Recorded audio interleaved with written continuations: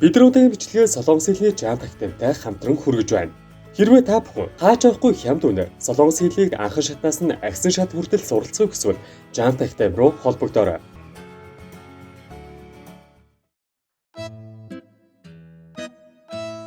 Сайн залуусаа. 80-аас 90-ад оны үед монголчуудын маань айл өрх болгонд элэг хөшөөнд дистаралсан зургуудтай Херлов Бедстропийн шог зургийн ном хадгалаастай байсан болов уу? Тэгвэл бид энэ удаагийн бичлэгээрээ Херлов Бедстроп гэж хэн байсан бэ? Мөн түүний ном яагаад ийм алдартай байсан талаар хүргэхээр бэлтгэлээ. Та бүхэн бичлэгээ дуустал нь үзэж бидэнтэй хамт угаарай.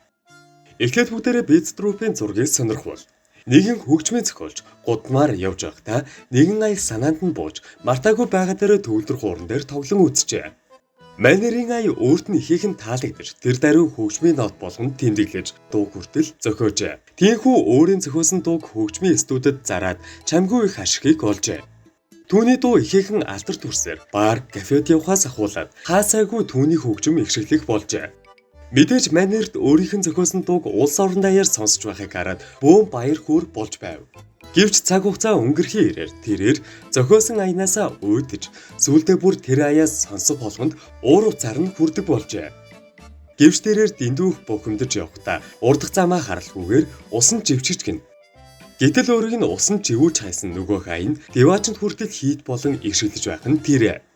Хөөрхийн хөгжмийн зохиолч зохиосон аянаасаа болоод сүнсэн хүртэл 50 амарч чадсангүй.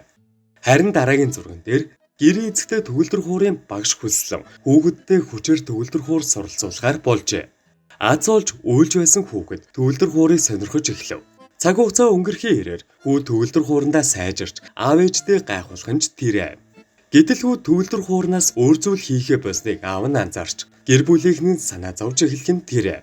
Сүүлдээ хүү 90 цент хүрч аав ээж нь өдлийн цагт нөгөөх мө төгөлдөр хуурыг нь маш ихээр үзэн яддаг болжээ. За тэгэл эцэстээ төгөлдөр хуурных нь чимээнээс залгасан тэд хүүгээ уугц татан боожгонгайх нь тэрэ. За ийм нэгэн элэг хөшөөн шог зурагтай ном 80-аас 90-ад онд Монголын айл өрх болгонд заларч байжээ. Тэгвэл тэрхүү номын зураач болох Херлов Бедстроп нь Дани улсын шог зураач бөгөөд 1912 оны 9-р сарын 10-нд Герман улсын Берлин хотод мэндэлжээ.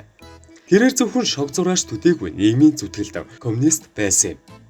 Түүнийг төрөх үед нь Кристиан Ханс Херлов Бедстроп гэж нэрлсэн байна.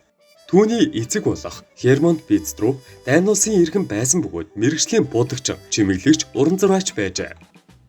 Хермонт Бедстроп нь анх Герман улсад ажил хайж ирснээр гэр бүлийн хамтаар Герман улсад суурших болжээ. Тиймээс Херлов Бедстропийн аав нь зураач хүн байсан учраас түүнийг зураажуулахад ихээхэн нөлөөлжээ. Харин Херлов Бедстропийн ээжийг Аугуста Эма Берта Шмидт гэдэг бөгөөд Герман улсын иргэн байжээ. Тэд Херлов Бедстропыг 5 настай байхад нь Дани улс руу буцан нүүжээ. Магадгүй Герман улсад ажиллаж амьдрах арга олоогүй болов уу? Херлов Бедстроп 1931 онд 19 настайдаа дунд сургуулаа дүүргээд Дани улсын Копенгаген хотын эзэн хааны уран зургийн академид 4 жилийн хугацаанд сурч эхэлжээ. Тэрээр сургуульд байхдаа оройн цагаар нүүрсээр хүмүүсийн ердийн амьдралыг зурдаг байв. Мөн самбар дээр шохоогоор ангийнхан болон багш нараа зурдаг байжээ. Ингэхдээ тухайн хүний онцлог дүр төрх, царайны хувирал зэргийг маш гайхалтайгаар харуулж, бусдад инээд хөрийг бэлгэлдэг байв. Тэрээр 1935 онд зургийн академиа төгссөн даруйда төрөл бүрийн сонин хэвлэлүүдтэй хамтран ажиллаж, өөрийн шог зургийн уран бүтээлээ хэвлүүлж эхэлжээ. Бедстроп 20 насныхаа төрсөн өдрөөр анхны зурсан зургуудаа гаргасан гэдэг боловч яг үнэндээ түүний анхны бүтээл 14 настай байхад нь Копенгаген хотод болсон хүүхдийн зургийн үзэсгэлэнт тавигдсан байв. Мөн тэрээр анхны шог зургаа 1922 онд 11 настай байхдаа зурж байсан хэмээн яригддаг. Бедстропийн анхны багш мөн зургийг нь шүүмжлэгч нь аав нь байсан бөгөөд энэ төрүүгээр аяллаар дагуулan явж байхдаа юуг хэрхэн яаж зурх талаар ихээхэн ярьж өгдөг байжээ. Ингээд бодохоор авиас бэлгийн дэндүү эрт илэрсэн зураач байгаа биз? Бедстроп Дани эсрэг агуулгатай зургийг бүр дэлхийн 2 дугаартай эхлэхээс ч өмнө буюу 1936 оноос эхэлсэн байна. Учир нь 1936 онд Испани улсад генерал Франциско Франкогийн удирдсан цэргүүд Испанийн ардчилсан засгийн газрын эсрэг бослог гаргаж энэхүү бослого нь маш урдан хугацаанд иргэний дайн болж хувиржээ. Идүүгээ дэлхийн олон хүмүүс Испанийн иргэний дайныг дэлхийн 2 дугаар дайны оршилж гэж нэрлэдэг. 1936 онд Испаний иргэний дайн элтгэдэг зэрэгцэн Бедстроп Дани улсын социал-демократ сонинд зураачаар ажилд оржээ. Тэнд тэрээр фашизмын эсрэг утгатай шог зураг бүтээжээ. Бедстропын зургууд Нямгараг бүрийн сонин дээр хэвлэгдснээр олон хүний анхаарал дүртэж маш олон сонин хэвлэлүүд хамтран ажиллах саналыг ирүүлдэг болжээ. Товчхондоо Бедстроп социал-демократ нэртэй сонинтой хамтран ажиллаж фашистуудыг далдуур шоглосон шог зураг хэвлүүлж эх оронч үзлээ илэрхийлж эхэлсэн түүний амжилтын эхлэл байв. Мэдээж тэрээр Дайны эсрэг үзэлтэй коммунист хүн байсан бөгөөд ихэнх зургууд нь дэлхийн 2 дугаар дайныг эсэргүүцсэн сэдвтэй байжээ. Бедстроп хэлэхдээ Испанд болсон иргэний дайны үеэр л би жинхэнэ улс төрийн шог зохиолч болсон. Фашистууд тэр үед маш их хор утгаж аимшигтай зүйлсээ хийж эхэлсэн. Тиймээс ч вэ тэдний ичмээр үйл хэрэгүүдийг харуулахыг хичээж ирсэн хэмээжээ. Гэвч 1939 онд дэлхийн 2 дугаар дайн эхэлж 1940 онд дайн эхлээд удаагүй байтал Дайны улс нацист Германд эзлэгджээ. Тэр үед Бедстроп Дайны улсыг орхин дөрвөж Америкийн нэгдсэн улсад амьдрах болжээ. Ингэснээр Дайныг эсэргүүцсэн агуулгатай шог зургуудаа зөрөгтэйгээр зурх боломж нэгджээ. Бедстроп 1943 он буюу Эд дайны үеэр Дайны коммунист намд элсэж, коммунист намаас нь эрхлэн гаргадаг Ландау фолк сонинд ажиллаж, улс төрийн үйл явдлыг харуулсан шог бүтээлүүдээ улам эрч хүчтэйгээр хэвлүүлдэг болжээ.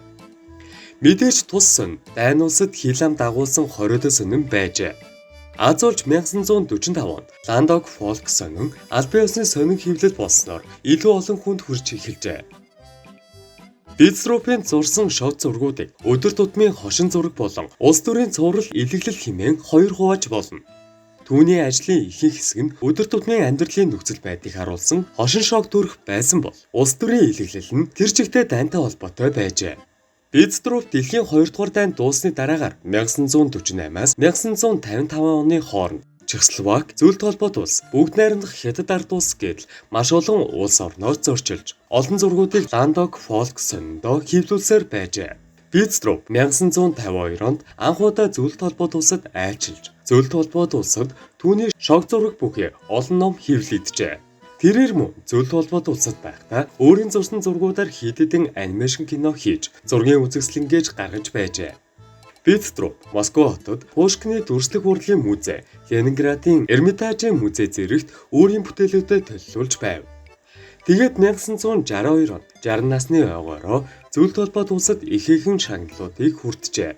Мөн цаашлаад 1964 онд Ленингийн шагналыг хүртжээ. Эцсээ тэрээр сонд хэвлүүлсэн зургуудаараа тусдаа ном гаргасан Та бидний сайн мэдих Херлов Бедстропын Уран шог нэртэй шог зургийн ном байжээ.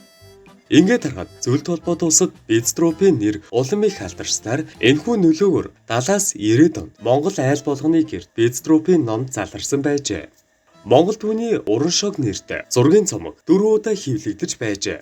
Мөн түүний Хятадд хийсэн аяллаа тухай ном нь 1956 онд Орос, Хятад, Герман, Англи хэлээр Херлов Бедстропын Чайна нэртэйгээр хэвлэгдэж байв. Бедстроп зүүн Германд өөрийн бүтээлээ хэрхэн туурвдаг явцыг харуулсан шоу нэвтрүүлэгт оролцдог байжээ. Бедстропын хэлснээр бол тэрээр зураг зурхын өмнө эхлээд янз бүрийн сонин уншиж, энэ тэндээс мэдээлэл цуглуулсны дараа текстээ бэлтгэн. Дараагаар нь өөрийн зурх гэж буй зүйлс нь бодит амьдралтай хэр их авцалдаж байгааг өдөр тутмын амьдралаас ажигласны хойно л зураг зурх үндсэн ажил руугаа ордог байжээ. Түүний хошин зургуудын гол дүрүүд нь ихэвчлэн генерал Франциско Франко, Италийн диктатор Бенито Муссолини, нацист Германы Херман Горинг, Йосеф Гойбельс, Адольф Гитлер нарыг шоглож зурдаг байжээ. Херлов Бедстроп 1988 онд насын эцэслэг хүртлээр Дайны улсын Алерет хотод амьдарч Ландау фолк сонинд шог зураачаар ажиллаж байсан бөгөөд болж бүтэхгүй ховдог улс төрчдийн татарх шог зургуудыг зурсаар байсан юм. Эдүгээ дэлхийд дахин түүний шог зургийн ном олон тоогоор зарагддаг төдийгүй зургийн үйл явдал нь зөвхөн өнгөрсөн цаг үеийг гэлтгүй өнөө цаг үеийг сүрсэлсэн мэт санагддаг байна. Мөн түүний зарим бүтээлүүдийг Дайны улсын Копенгаген хот дах ажилчдын музейд үзэх боломжтой байжээ. Бид өнөөдрийн бичлэгээ Солонгос хэлний Жамп Активтай хамтран хүргэж байна. Хэрвээ та бүхэн хаач авахгүй хямд үнээр Солонгос хэлийг анхан шатнаас нь агсан шат хүртэл суралцахыг хүсвэл Жамп Актив руу холбогдоорой. Бидний бичсэн бичлэг энэ хүрээд өндөрлөж байна. Дараагийн бичлэгээрээ дахин уулзлаа. Түр баяртай.